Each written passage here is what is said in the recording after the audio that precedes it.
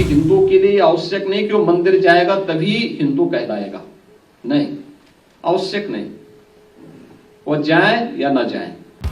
पंजाब सरकार की post matric scholarship योजना 245 करोड़ रुपए आवंटित ताकि अनुसूचित जाति के विद्यार्थियों को मिले उच्च शिक्षा।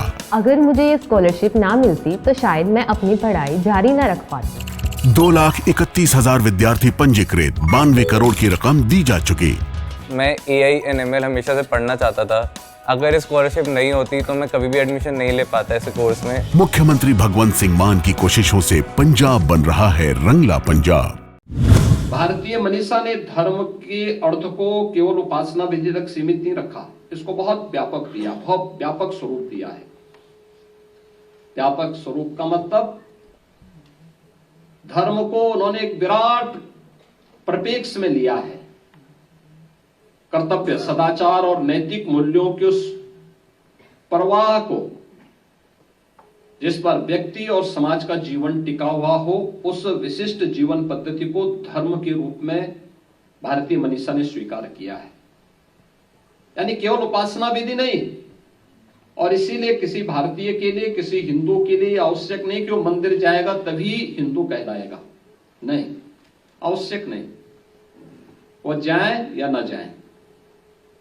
वह किसी विशिष्ट ग्रंथ को माने, यह भी आवश्यक नहीं है। यानी धर्म के विराट स्वरूप को वास्तविक परिप्रेक्ष्य में अगर किसी ने समझा है तो भारतीय दृष्टि है, और उस व्यापक दृष्टि को लेकर के, यानी कर्तव्य, सदाचार और नैतिक मूल्यों के पर्याय को ही धर्म माना उन्होंने। आप सोचिए, यानी हम अकर्मण्यता को धर्म नहीं मानते, पतित व्यक्ति को धार्मिक नहीं मानते,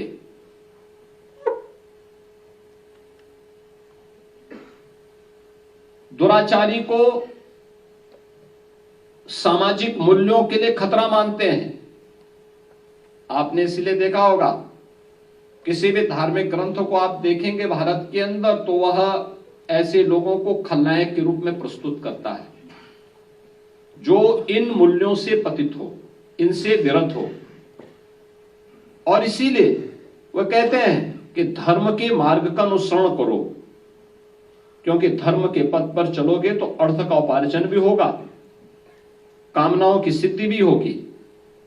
और जब ये एक एक जो 4 पुरुषार्थ भारतीय मनीषा ने माने हैं, धर्म, अर्थ, काम और मोक्ष, तो धर्म के पथ पर चल करके अर्थ और कामनाओं की सिद्धि होगी तो मोक्ष अपने आप प्राप्त होगा, मुक्ति अपने आप प्राप्त होगी, यानी आपको सिद्धि प्राप्त होगी। भारत की सभ्यता और संस्कृति की जब चर्चा होती है तो बहुत प्राचीन है। सृष्टि के काल खंड से जुड़ी हुई दुनिया की सबसे प्राचीन जो संस्कृति है वो भारतीय संस्कृति है।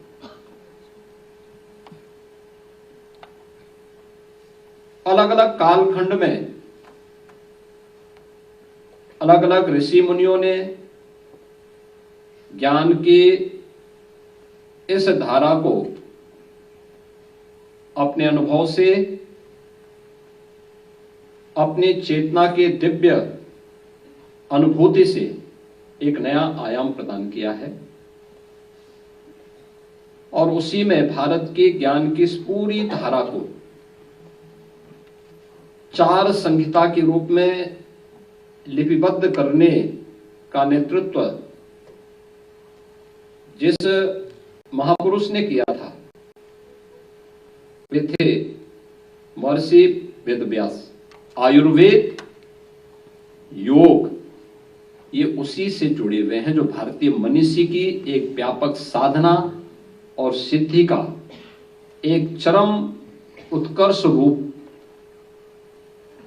आज भी देखने को मिलता है, और इससे पहले के कालखंड में तो वही था। जब हम आयुर्वेद की बात करते हैं तो आयुर्वेद कहता है कि जो चराचर जगत है ये पंचभूतों से बना हुआ है और उन्हीं पंचभूतों से हमारा शरीर भी बना है।